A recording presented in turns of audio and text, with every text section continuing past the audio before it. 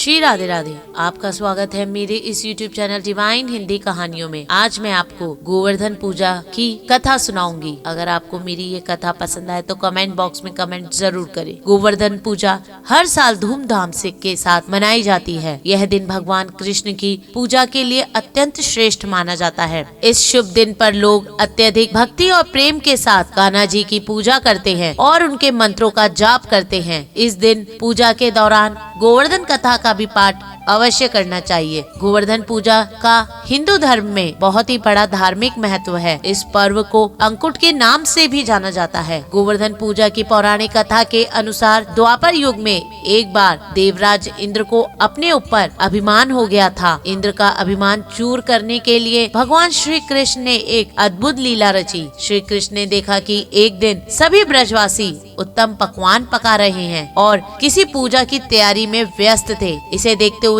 कृष्ण जी ने माता यशोदा से पूछा कि यह किस बात की तैयारी हो रही है। कृष्ण की बात सुनकर यशोदा माता ने बतलाया कि इंद्रदेव के सभी ग्रामवासी पूजा करते हैं जिससे गांव में ठीक से वर्षा होती है और कभी भी फसल खराब ना हो सके और अन्न धन बना रहे। उस समय लोग इंद्रदेव को प्रसन्न करने के लिए अन्नकूट चढ़ाते थे। यशोदा मैया ने कृष्ण जी को भी यह भी बतलाया कि इंद्र की कृपा से ही अन्न की पैदावार होती है और उसमें गायों को चारा मिलता है। इस बात पर श्री कृष्ण ने कहा कि फिर इंद्रदेव की जगह गोवर्धन पर्वत की पूजा होनी चाहिए, क्योंकि गायों को चारा वहीं से मिलता है। इंद्रदेव तो कभी प्रसन्न नहीं होते हैं और न ही दर्शन देते हैं। इस बात पर ब्रज के लोग इंद्रदेव की जगह गोवर्धन पर्वत की पूजा करने लगे। यह देखकर इंद्रदेव क्रोधित हुए और उन्होंने मूसलाधार वर्षा शुरू कर दी। इंद्रदेव ने इतनी वर्षा की कि उससे ब्रजवासियों को फसल के साथ साथ काफी नुकसान हो गया।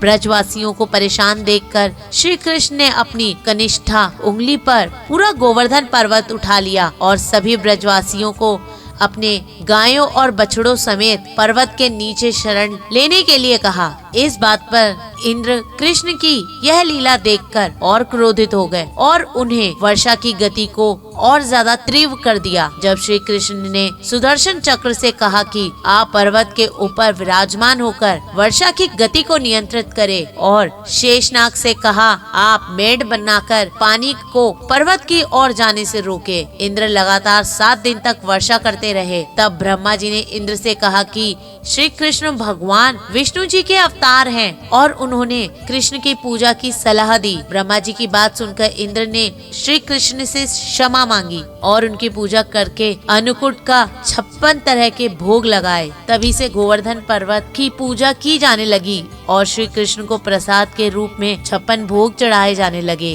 गोवर्धन पर्वत गोबर, आखिर गोवर्धन पर्वत गोबर का ही क्यों बनाया जाता है? ऐसी मान्यता है कि श्री कृष्ण को गायों से अत्यंत प्रेम था और वो गायों तथा बछड़ों की सेवा करते थे। यह भी माना जाता है कि गायों का गोबर अत्यंत पवित्र होता है, इसलिए इसी से गोवर्धन पर्वत बनाना और इसका पूजन करना फलदायी माना जाता है। इस दिन गोबर से गोवर्धन पर्वत की आकृति बनाई जाती है और इसके चारों कोनों में करवई की सीख लगाई जाती है। इसके भीतर कई अन्य आकृतियां भी बनाई जाती है और इसकी पूजा भी की जाती है। ऐसा माना जाता है कि इस दिन जो भी गोवर्धन की इस कथा का पाठ करते हैं और श्रद्धा पूर्वक गाय के गोबर से बने गोवर्धन की पूजा करते हैं, उनकी सभी मनोकामनाओं की पूर्ति पूर्ण होती है। धन्यवाद। अगर आपको मेरा ये चैनल पसंद आए तो मेरे इस चैनल को लाइक, सब्सक्राइब तथा शेयर करना ना भूलें। श्री राधे राधे।